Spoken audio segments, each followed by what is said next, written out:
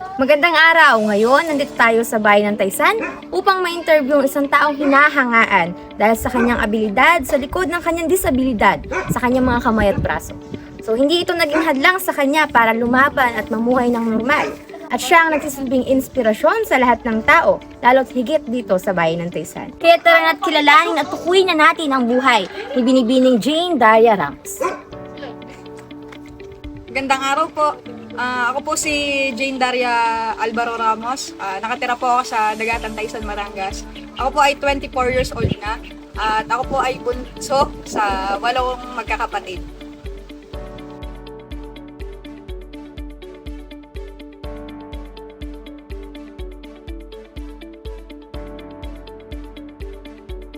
Magandang araw po!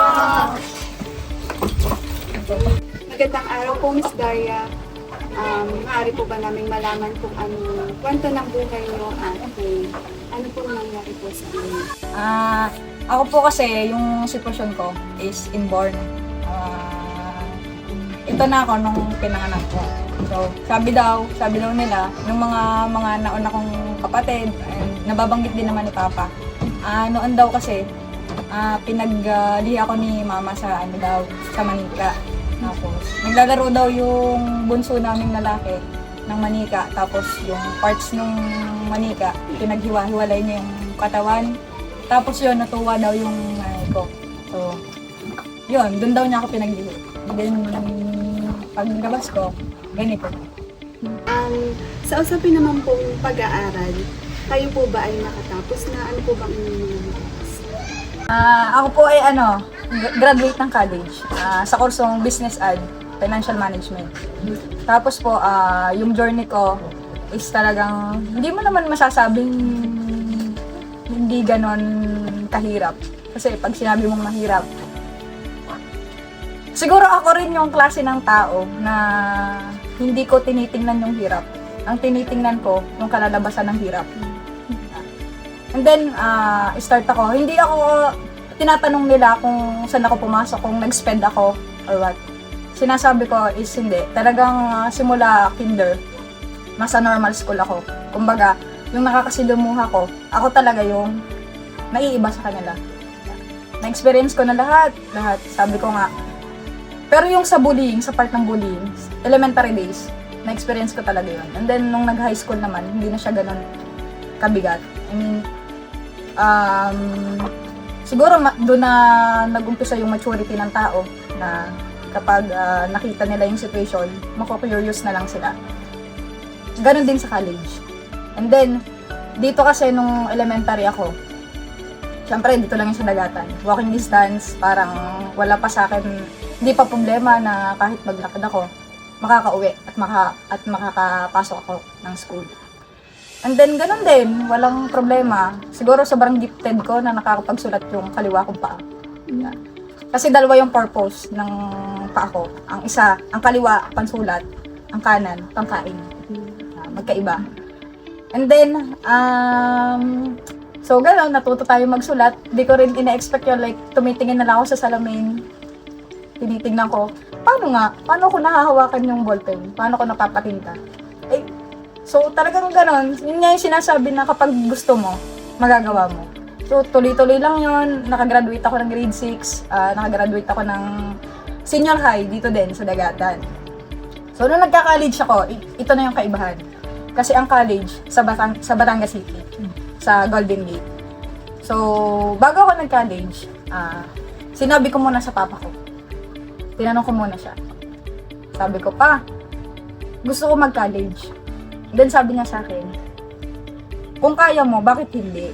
Pero kapag usapang pinansyal, syempre college yun. Walang libre sa college. So sabi niya, kung kaya mo, bakit hindi? And then kung ako ang aasahan mo sa pinansyal, parang hindi natin kaya. Kung sila. Sabi ko, sige, hindi naman natin malalaman kung hindi natin susubukan. So ako, una kong ginawa, nag-grab ako ng scholarship.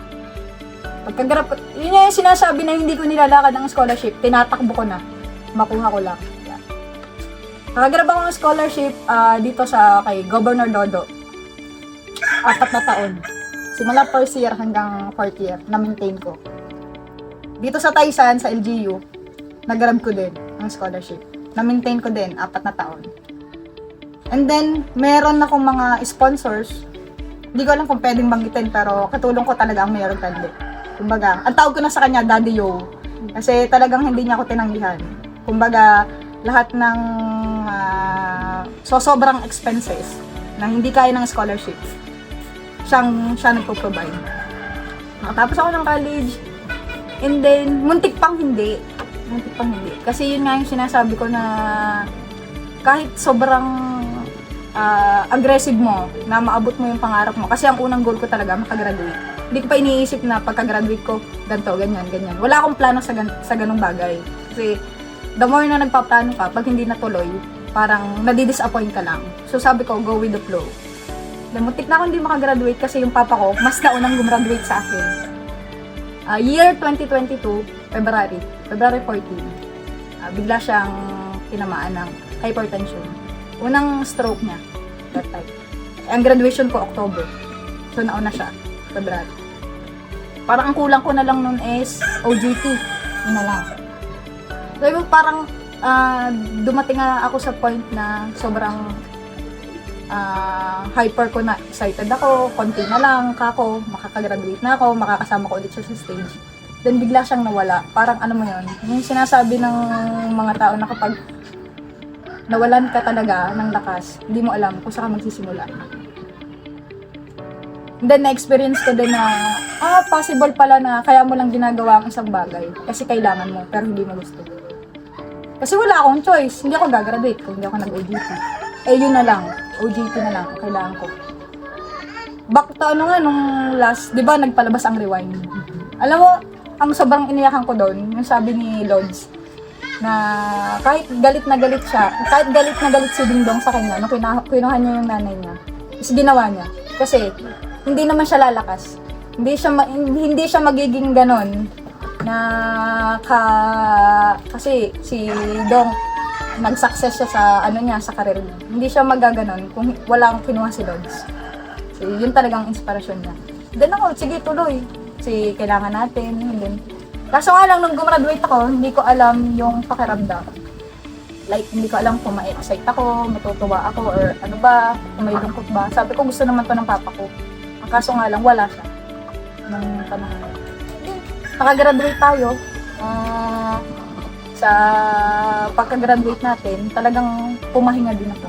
Kasi habang, sabi ko nga, hindi ako nakapag-luksa ng panahon ang papa ay nawala. Hindi. Kasi sobrang busy din. Nag-OJT.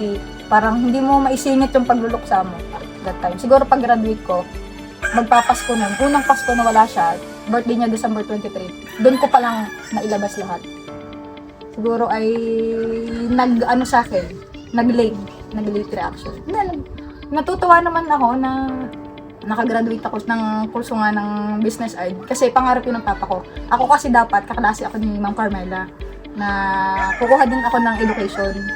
Kaso nga lang ayaw ng tatay ko. Sabi ng papa ko, wag na, habang buhay ka mag-aaral. Gusto niya business ed. Kaso nga lang, nauna siyang gumraduate. Kaya, kung ano man, alam ko naman na lagi siyang nandyan. So, talagang pinilit ko.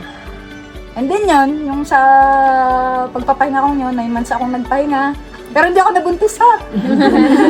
9 months lang ako nagpahinga. Siguro pinagbigyan ko lang ang katawan ko mag-rest. Kasi sobrang ko din nun. Sobrang stress. Pagkapahinga ko yun, tinawag ako ng munisipyo. Sige, mag-report ka sa amin. Ganyan. Pagka-report ko, ayun, nasa ako ngayon? Nasa department ng MSWDO office. Tapos ang nahahandle ko doon, yung una, natutuwa ako kasi nandun ang sector ng PWD. Kumbaga, sabi ko, pangarap ko to. Hindi ako maiilang kasi yung mga nakakasalamuha ko, kagaya ko din. Parang ito na yung way para makatulong. Ayun, nakakaharap ko is pag mag-re-renew ng PWD card, yan. Or mag-new pa lang, mag-a-apply, yan. Tapos, napaano din ako sa sector ng solo parent. Parang pinaaral din sa akin na, ganito, ganyan. Alam mo, pagka nakikita ko ng mga ini-interview ko doon, kasi ako, nasa na din ako, nakakapag-interview na din ako sa financial assistance, yung mga kailangan, pagka nanghingi ng tulong. nagtataka na lang sila, "Ma'am, sinong susulat? Ako po ba? O kayo?" Sinasabi ng kliyente. Sige, hindi po, ako na. Kaya ko naman. Kumbaga, baka mahirapan pa kayo. Siyempre, aayun pa yon kung alin doon ang sasagutan. So, for the interview na lang, kung ano. Sabi nila, "Kagaling niya, ma'am, ganyan, ganyan, ganyan." Eh ako kasi, pagka gayong pinupuri ako, nguminitingin na lang ako. Kasi, siyempre, hindi ko din alam kung paano ko siya iaano. Kasi nga ako, ang buhay ko, ginagawa ko lang normal. Like, hindi talaga ako yung tipo na lumaki na parang iisipin ko, ay wala ako nun, meron sila. And then, unang-una pa lang kasi, di ba, hiwalay pa kasi ang mama at papa ko. So ako, wala talaga akong nagis ng mama. Doon pa lang, nakakaingit na sa ibang part na mga classmate ko. May mga nanay na naghahatid. Ako hindi, parang okay lang sa akin. Hindi ko alam, siguro ganun lang ka ganda yung pagpapalaki sa akin papa. Sabi ko nga, habang lumalaki ako, naiisip ko din na, kung magsasana all na lang akong lagi, ibig sabihin, hindi ko na-appreciate yung ginawa sa akin ng tatay ko. Kasi, pag nagsana all ka, kinaiinggit mo, yung nakikita mo sa iba. Eh ako naman, napoprovide naman ni Papa lahat na. Siya, kaya niyang maging babae, kaya niyang maging lalaki. Ayan. Paano naman po kayo nakakarating sa school pag pumapasok kayo at ngayon po na kayo ay nagtatrabaho na? Yun. Nung college ako, kasi commute, kailangan, sa jeep. Buti na lang, ang una kong ginawa dong diskarte, may mga kabarkada naman kasi ako na magagaling ng Taisan sa college. So ako, mga siguro unang linggo, bago ako pumasok, sinabi ko sa mga kabarkada ko, "Wag niyo muna kaya akong sabayan. Kasi may papatunayan ako sa tatay ko." Sabi niya kasi kung kaya ko daw. "Wag niyo muna kaya akong sabayan. Ako na lang muna, tatry natin kung kaya ko." Tapos, unang sab ako sa jeep. Sabi ko doon sa dispatcher, hindi ko na masabi yung pangalan, nakalimutan ko. Sabi ko doon sa dispatcher, "Kuya, okay lang bang, makisuyo po ako? Pupunta po kasi ako ng Batangas. Bababa po ako basta, bababa ako doon sa malapit sa Golden Gate ako. Golden Gate Hospital." Tapos sabi niya, "Sige, saan ang mo? Pagbaba mo, diretso ka na." Sige, "Opo, ay makikisuyo po sana ako kasi yung pamasahe ko nasa bag." Sa pitak na. Kaya lagi kong dalang bag, may isang pitak na maliit na nakapix na yung pamasahe. Pag hindi siya fix ang pamasahe, ipapakita mo ng dispatcher, "Ito yung sukli mo ha." Lalagay ko na. O kahit yung driver. So, ganon. Sakay ako, nakapagbayad ako. Para ako, "Kuya, dito na ako." Okay, baba. Tapos nung pagpabalik naman, hindi ulit ako sumabay sa mga kabarkada ko. Sabi ko, isa pa ang try. Wag niyo muna ako sabayan, mauuna ako sa inyo. Ako. Pabalik siya, 2 sakay na yon. Isang Kapitolyo, isang biyaheng dagatan. Sa Kapitolyo, lalakad ka muna siguro ng konti. Lalakad ka ng konti bago ka makarating dun sa dadaanan ng biyaheng Kapitolyo. Yung 10 pesos, nakasipit dito sa paa ko. Kasi hindi naman ako, hindi ako required na magsapatos. 10 pesos, hawak ko dito, lalakad ako, hindi siya pumapatak. Eh, syempre, pag yung Kapitolyo naman, kahit hindi mo parahin, once na nakatayo ka, dun sa may tapat ng tindahan or kalsada, nasa tabi ka, matik yon, titigil yon. Kesa niya sakay ka ga, sakay ako. Ngayon, siguro, nagtataka yung katabi ko. Siguro iniisip, paano ito magbabayad? Meron kasing, hindi ko naman sila ginajudge siya, pero parang sa mata nila, ako yung ginajudge nila. Paano ito magbabayad? Baka naman mag-1, 2, 3 to. May mga ganun to. So, pag tubad ko. Makikisuyo nga po ng bayad. Kasi sa may hindi syempre, aanin ang kamay niya. Makikisuyo nga po ng bayad. Sila lagay ko doon. Da-direct na niya sa driver. Tapos minsan naman, mas madalas na hindi talaga ako nagbabayad. Kasi kilala na ako ng mga driver din. Mga kumpare na siguro ng tatay ko. And then, pagbaba ko ulit ng dagatan, may dispatcher. Panibagong dispatcher na naman. Panibagong kuyo na naman. Ay, nataon na lalaki. Lalaki pa rin ang dispatcher. "Kuya, okay lang ba makisuyo? Ako po kasi pauwi na ako ng dagatan." Tapos pag siksikan na, gagawin niyo ng paraan.